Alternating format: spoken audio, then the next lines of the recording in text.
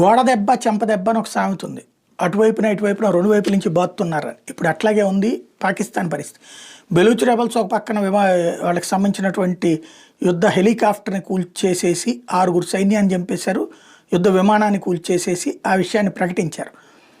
Visuals కూడా release చేశారు. అదొక వైపు నడుస్తుంది. తెహ్రీకి తాలిబాన్ పాకిస్తాన్ తాజాగా డ్రోన్స్ అటాక్ చేసింది.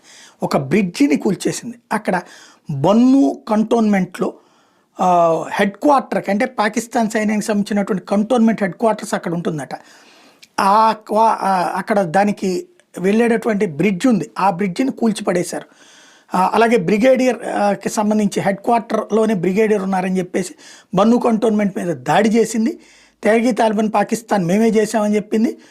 కల్నల్ మీద దాడి చేసామని చెప్పింది. ఆయన ఇదివరకు మా మీదన సరిహద్దు దాటి తాలిబాన్లకి స్వర్గమైన, లేకపోతే తాలిబాన్ల సొంతమైన ఆఫ్ఘనిస్తాన్లో ఉన్నటువంటి తాలిబాన్